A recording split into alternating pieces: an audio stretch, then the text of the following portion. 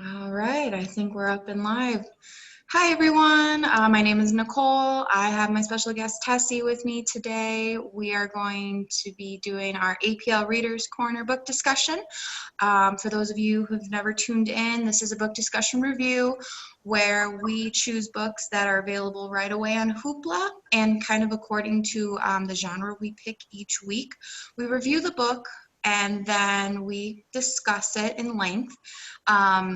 We review a book, a different genre each week, and those who are joining in, you can ask questions in the comments and we'll be sure to answer them. So this week we are doing Fire Logic by Laurie Marks. We kind of picked a fantasy type genre for this week. Yeah. And so the book for this week is part of a series. So it's part of the Elemental Logic series. So it has 4 books in it, and all 4 books have come out. So if you like the first book, you could keep reading. The first book, so Fire Logic, the summary for that book is that it's set in the land of Shaftal, left without a spiritual leader after Harold Gideon, Earth Witch of the ruling house of Litterwest, dies, apparently without vesting a successor with his power. Without a Gideon and the house of I'm going to have trouble with this one, sorry. That's a hard word. No, it's Little Turwest. Top. So basically, the ruling house is toppled in a single night, and so that's leaves the country without a government, and the invading force, which is called the Sanites, take over the country. So this leaves the country kind of in a state of poverty and a state of constant guerrilla warfare. So the natives of that country end up in a really long, prolonged guerrilla warfare with the invaders. And that's kind of the setting of the book. The main characters in the book, so there's a couple of them. So there's Emil, and he's an officer and scholar. There's Sanja, a diplomat and the last survivor of her people. There's Karis, a metalsmith and addict, which I think was a really interesting character choice. Like, when do you ever read like that combination, especially in a fantasy book? And so this group of people, they're watching as the country just gets worse and worse. Like, there's warfare, like it's extended, like there's the natives fighting against the invaders, and it's just like neither side is winning. And so as they come together in this book, they start trying to find a way out of this problem, which I thought was really interesting.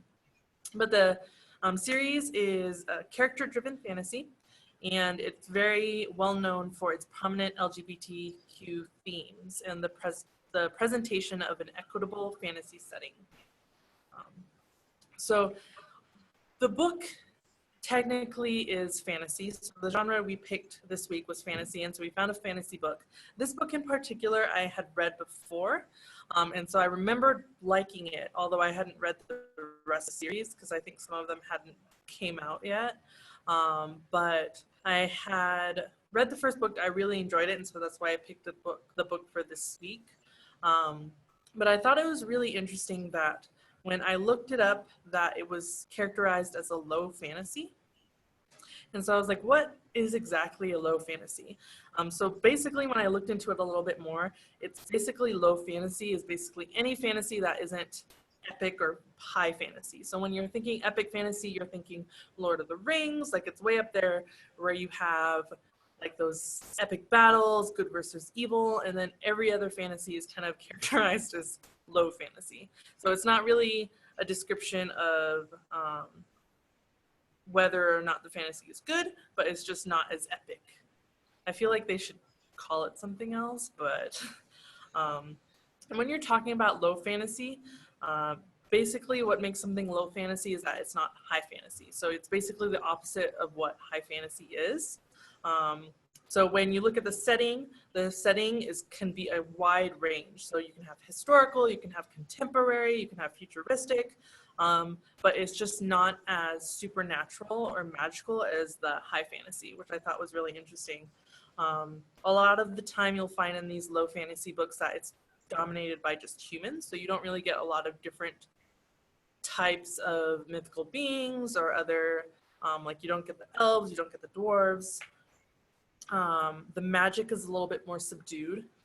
in low fantasy, so it's not as in your face, or it isn't as prevalent as with high fantasy. The mythological creatures are usually like myths, so they're not like, you won't see someone flying around with dragons in low fantasy. And then one thing I thought was really interesting in low fantasy is that when the characters see magic, they react to it as like someone in the real world would, is one way that it's kind of described, that it's not so prevalent in the world that people take it for granted. So it's either something that's really rare, or it's something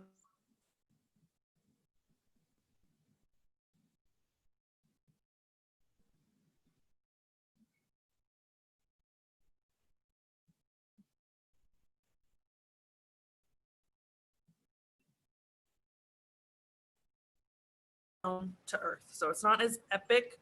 You're not getting like those grand battles, although there's war, but usually when in low fantasy, when you see war, it's like focused on like realistic aspects to it. So like in Fire Logic, what you have is basically guerrilla warfare, which is something that we see in the real world.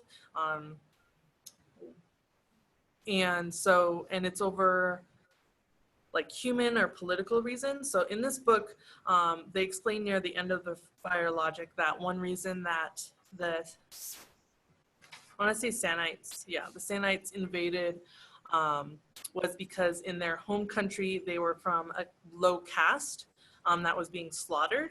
And so they decided to flee their country, and then they ended up in this new country, Shaftal, where they didn't really understand the people, they didn't understand the culture, and so they were trying to live the way they used to live, and it just didn't work. Like the two cultures were just too different, and instead of letting themselves keep suffering, the Sanites were like, well, we're just going to invade the country. And so it was just like those real world consequences in this fantasy setting is what kind of characterizes low fantasy. One more thing that I'll mention with low fantasy is that the villains are not as black and white. And so the villains, when you have them, they have motivations that aren't necessarily like, oh, I need this magical artifact so I can take over the world. They have nuances, and it's not just black and white, it's more shades of gray. I think that's really true, especially in this book, especially when you described all the characteristics of a low fantasy. I'm like, yeah, definitely, but we'll get into that. So a little bit about our author here is Laurie J. Marks. She grew up in the 1950s in California suburbs. She discovered her love of fantasy thanks to C.S. Lewis's Chronicles of Narnia. She has been kind of considered a nomad. She has moved 9 times, lived in 3 countries, and she doesn't like to stay in one place longer than 3 months. She graduated from Brown University in 1980. It was at 29 that she came to the realization that she was, in fact, herself a lesbian, when she was writing about 2 female characters in her novel that was kind of blocking the plot, and she insisted that they had to make love with each other. She met the love of her life, Deb Mensinger, and she sold her first novel. She is now living in Massachusetts, where she has earned her master's degree, and she became a teacher. Laurie and Deb got married in 2004, just 5 days after the same-sex marriage became legal in Massachusetts. They had already been together over 19 years, and she said, nah, we can handle marriage. In 2007, she published her 9th novel, Water Logic, and she has lived in Massachusetts now for almost 10 years, so she's no longer a nomad. She actually just published Air Logic, like Tessie had said, in 2019. That is the 4th book in the Elemental Logic series. If you enjoy her, you can check out, in November of this year, she'll be publishing a standalone novel called Martha Moody. So this book overall has had some pretty good reviews on Amazon. It was 4 out of 5 stars. Reads a little lower, 3.8 out of 5, but on Hoopla, 4.5 out of 5 stars. So I think overall the consensus is people seem to enjoy this book. Mm-hmm. Although it looks like they are also a little bit ambivalent, just like you and I are. So I Definitely. love this book. Like in my second read, it made me appreciate it a lot more. And I know Nicole, I'll let Nicole speak for what she feels about the book. Guilty, guilty. So I wanted to really enjoy this book. I just could not get as immersed into it as I would have liked. Now that you have described the low fantasy genre themes, I think maybe I typically enjoy more high fantasy, especially when it came to the magical aspect. So they talk about, in Fire Logic, they talk about the four elements. They talk about elemental magic. They talk about fire, water, earth, and air. However, for me, I felt that magic was very low and almost lost because there were certain parts that, especially earth witches, they were really good at healing, but then I didn't see Sanja, who was a fire logic, fire element. I didn't really see any aspects of fire magic in her character. They, for me, it felt like when they described each other as fire and earth and water, it had so much more to do with their personality. So fire people like Sanja and Emil, they're very blunt, and the way they interact in situations makes them, oh, you're definitely fire. Where there was another person in this, Nanja, the air, who was Karis's like caretaker or something. She was air, and the way she came about it, you could tell fire and air really never got along. They butt heads a lot. So I felt like that magic aspect was really low compared to some of the other fantasy novels I have read. I couldn't get into the characters' mindsets as much as I would have liked. It's definitely a very third-person narrative, and so for me, I felt there was a lot of lost inner monologue. So the characters, like you had described in the genre themes, are very gray. There is no black and white. They're very morally gray, and it's like the more you talked about the characteristics of a low fantasy, I'm like, yep, we've hit it. This is definitely low fantasy, and maybe that's why I didn't get into it as much. There were some parts that were great where we found out, spoiler, that Karis, a smoke addict, was bestowed the power of the Gideon, and only some people know, and they're trying to subdue her so that because they're like, she can't lead this country as she's a smoke addict. And it's like, ooh, this is getting good. And there was definitely some action to it, some adventure, and so yes and no, but overall it was not as enjoyable as I would have liked. Mhm. I think that I like low fantasy in this book in particular, or this series in particular, because the author tries to put in so many real world consequences in this fantasy setting. So there's guerrilla warfare, there's politics, there's trauma, and it's like these characters are going through things that like humans in the real world do. And I found that so interesting to see that translated into a fantasy setting where even though you have a little bit of magic, that doesn't help you as much as you would think. And they still go through a lot of struggles, and they still have to try and figure out how to fix their problems. So there's this large problem of the country getting invaded, and they're like, how do we deal with this? Like, you have Emil, who's a commander of the resistance, and he's cynical about how this war is going because he's been the commander for 15 years. This war has stretched on and on. And even though it was his duty as the sort of the warrior sect he had been in, like he's starting to see that, oh, like, where do we go from here? How do we deal with this problem?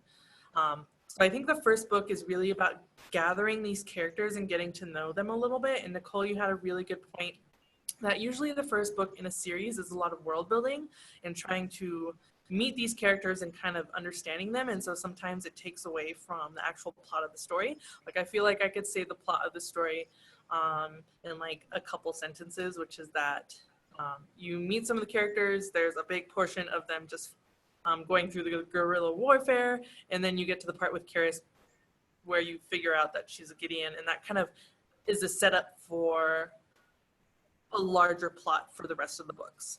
That's so this true. was a lot of world building and a lot of getting to know the characters in the world.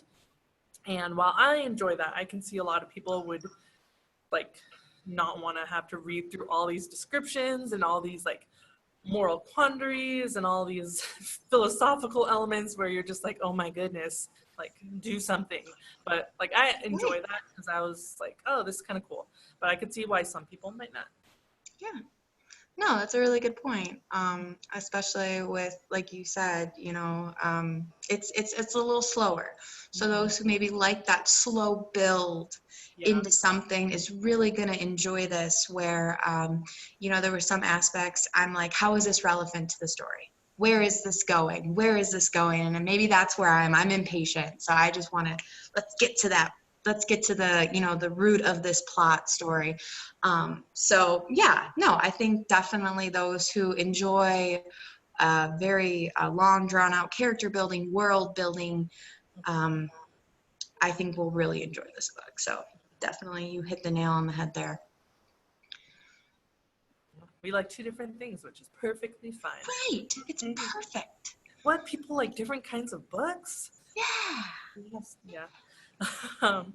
So to get to some of our discussion questions, so if you guys like the book or if you hated the book, if you've read it before, let us know in the comments, because I'm kind of curious to see, because we have a dichotomy of Nicole not liking it as much and I really liking it, what everybody else thinks about the book.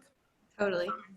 So for our first question, we kind of touched upon it a little bit, but how do you think the magic and fire logic compares to other fantasy? It's definitely not as prevalent as in some of the other higher fantasy books I read.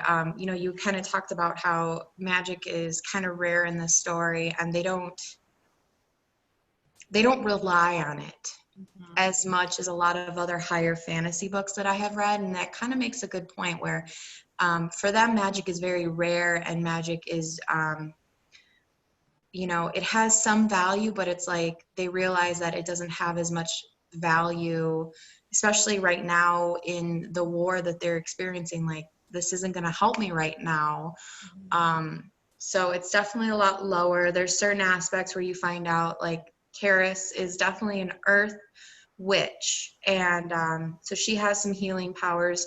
Norina's lover, Janal, he's also an earth witch, and he has healing powers. So those two definitely have, like, magic is a lot more prevalent in their character than it is for, like, Emil and Zandra. But then you also have aspects of the seer, which is Meryl, I think his name is.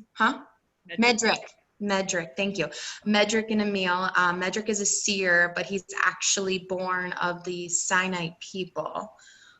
So Sandra actually finds him, and those two try to figure out how he can come back into her world, I think it was. But so it's very low. That's the thing I have to talk about. It's very low compared to a lot of other books that I read. But I kind of like maybe the idea that it's more realistic. You're not going to rely on something that is so rare to be found.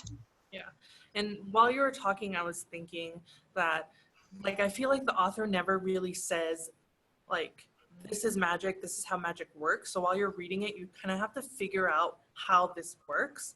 True. And now that you were talking about it, like, a little puzzle piece kind of fell in my mind, and was that the magic seems to be on a spectrum where you have people with nothing at all, and then you have kind of a little bit of people where the magic is more their personality. So if you're fire logic or elemental, then your personality is very passionate. You're very bold, and then you start going along the spectrum where you actually start having a lot more magical powers.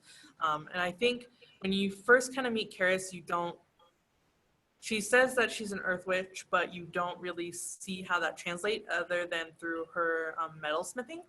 Oh yeah.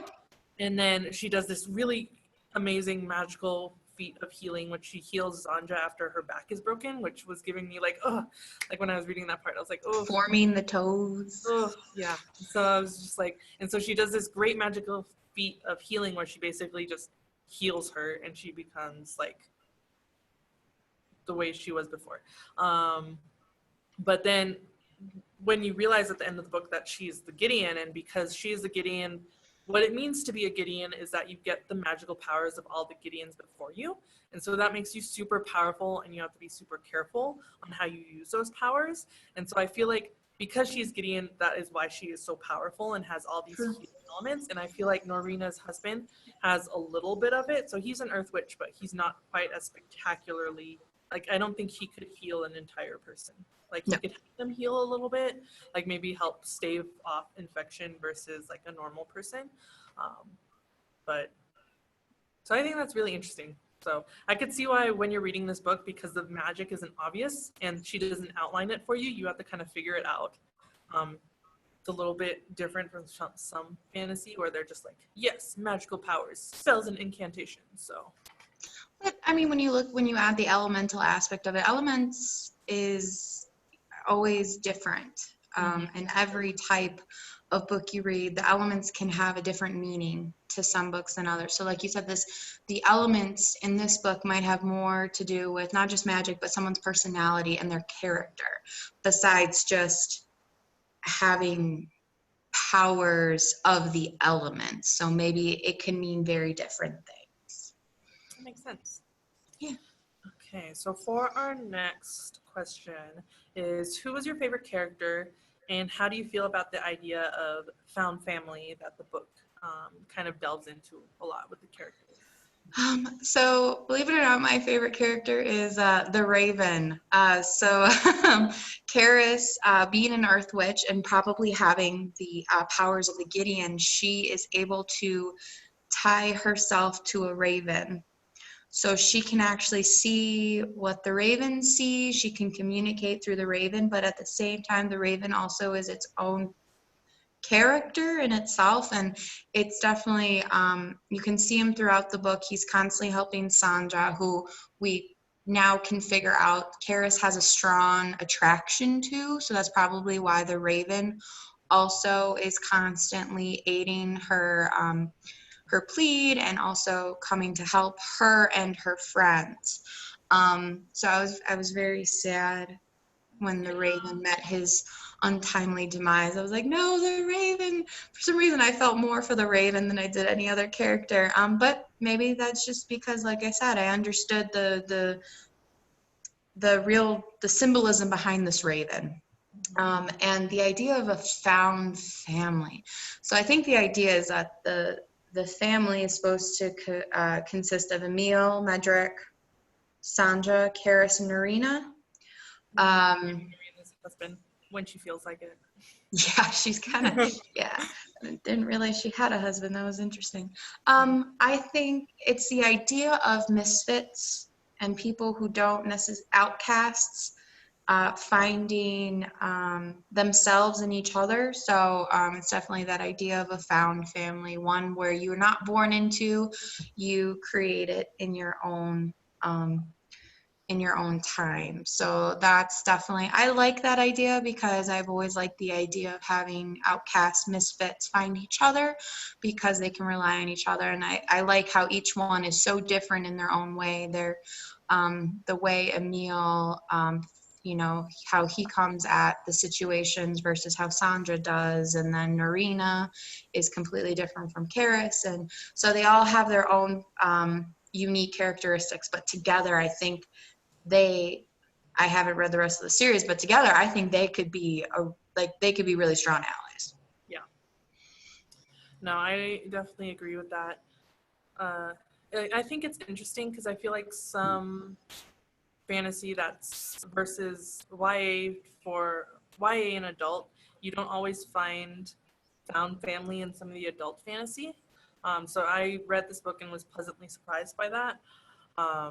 That they all tried to understand each other and tried to, like, some of them fought, like Sandra and Norina, who almost killed each other. But they ended up like, they seem like they're going to be a really strong team for the later books, which makes Yeah. me excited. As far as my favorite character, I'm going to say Emil, just because he starts the book off, and it's a great opening, at least for me as a librarian, because he goes into this library and he's about to read this religious text, and he's like all prepared, he's like waiting for this, and he's like, this is like the highlight of my life, like I've been waiting for this for years, because As he's the just, gloves. yeah, his gloves, just so he could see the sacred text.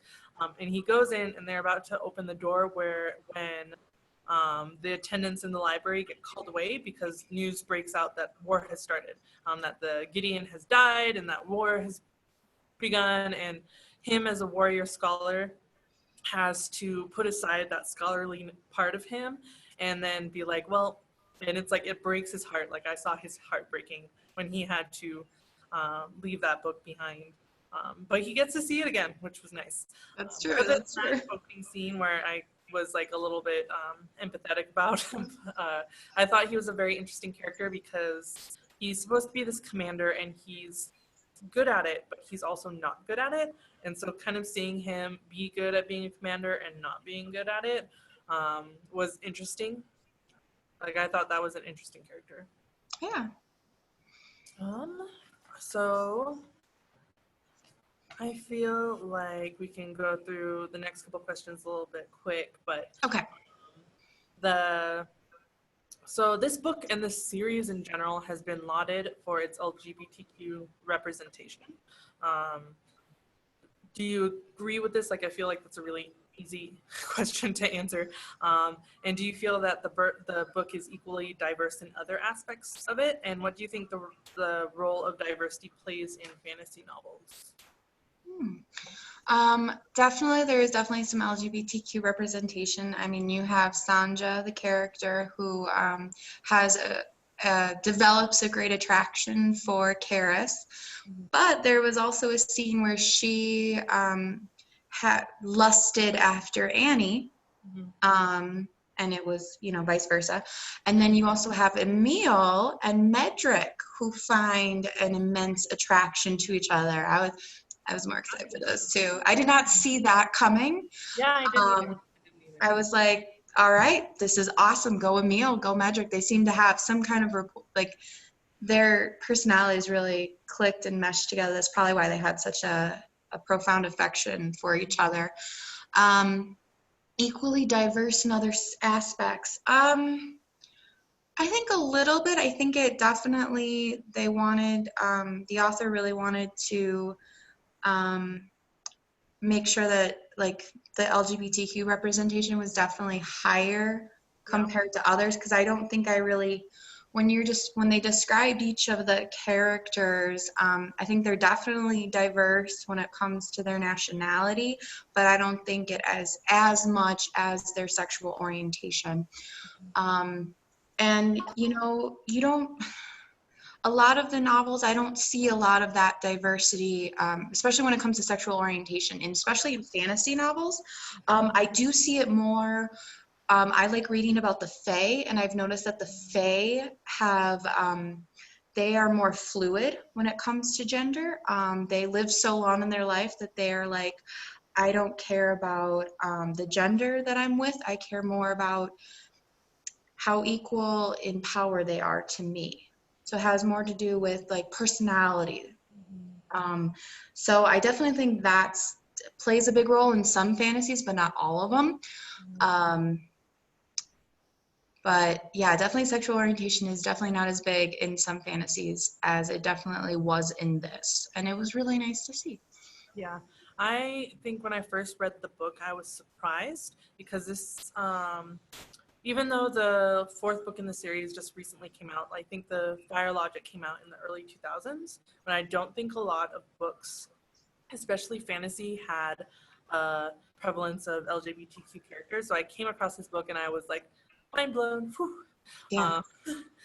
So I would definitely give this book kudos for that. And I think it's a reflection of the author trying to make a fantasy world that is equitable, and where something like sexual orientation and preference are just not a big factor. It's just the way that the characters in this world just go through the world, and it's not a factor on who you love, which I thought was really nice.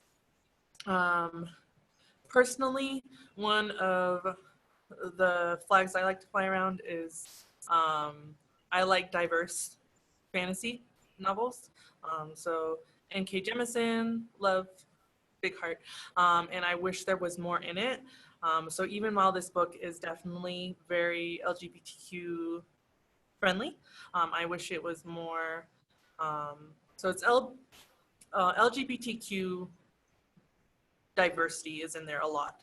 Yes. So you see a lot of that. But as far as racially, like in the way that you would see in the real world, it's not there.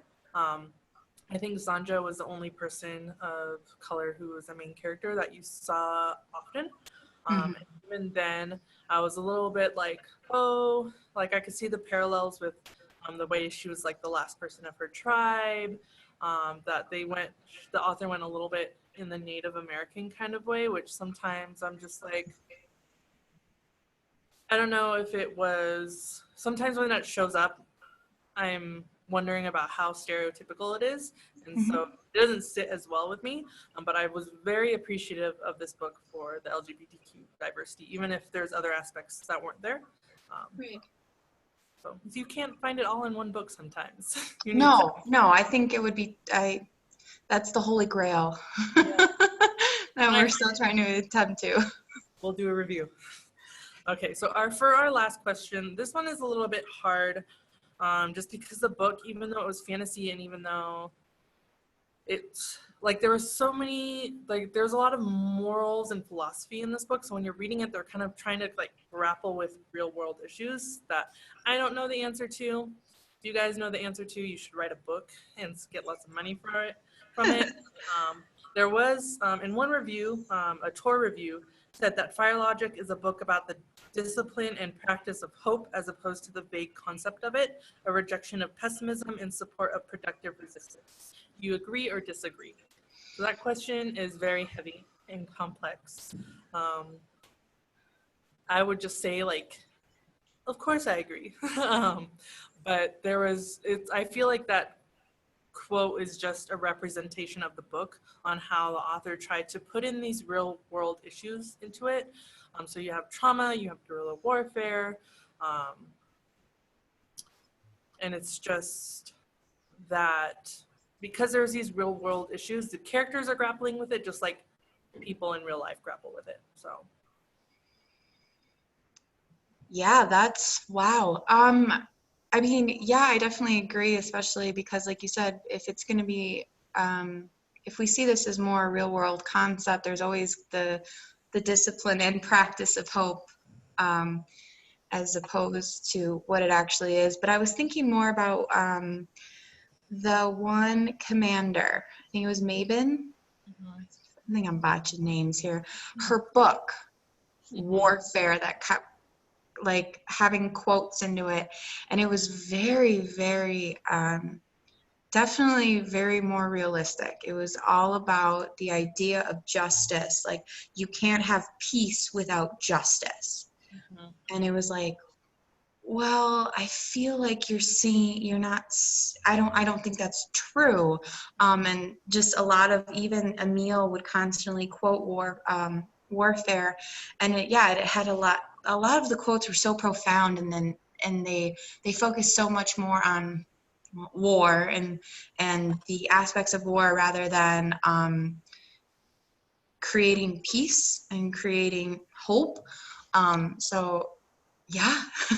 I don't know much more to say than yeah. Because of that, I feel like that turned her into a villain near the end of the book. Yes. Is because her actions were just so black and white in a story and in a setting that was shades of gray. So yeah, just for her, she could not fathom why a Gideon would bestow his powers on a smoke addict. And so she was like, you are not fit to rule. But she never actually made herself like, you never got the feeling that she wanted to rule. She just didn't agree with the way the Gideon is like, well, if he, he was off his rocker, so we need to find someone who's better suited for this role. And she never actually tries to. She was just more like, you are not it. That, like, end the story. No, I don't think so. You learn more about her, because I feel like she's a very interesting character. Like, she Yeah. comes in and out of the first book, and then in the end she like comes out, like becomes like more prevalent. But yeah, I think there was like one more thing. You said something and I was like, yes, but I can't remember now. So No, just that's a very good representation of this book from this reviewer. I think that was a very, you summed it up in a nice little packet with a bow on it. So yes, good job for making me think today. But yeah, I think that was our last question. So that was okay. Well, if any of our viewers feel like commenting, maybe if they had some comments of their own or their own questions, we'll be happy to answer them. But for now, I guess we can wrap this up. So please tune in next Thursday, June 25th at 1 p.m. We have our APL mystery reads, where one of our staff members reads the first 15 minutes of a chapter, and they won't disclose the author or the title until the end. I think that's really exciting. I think we've really enjoyed that. Please also tune in. What? We lost you a little bit. Oh, okay. Try again.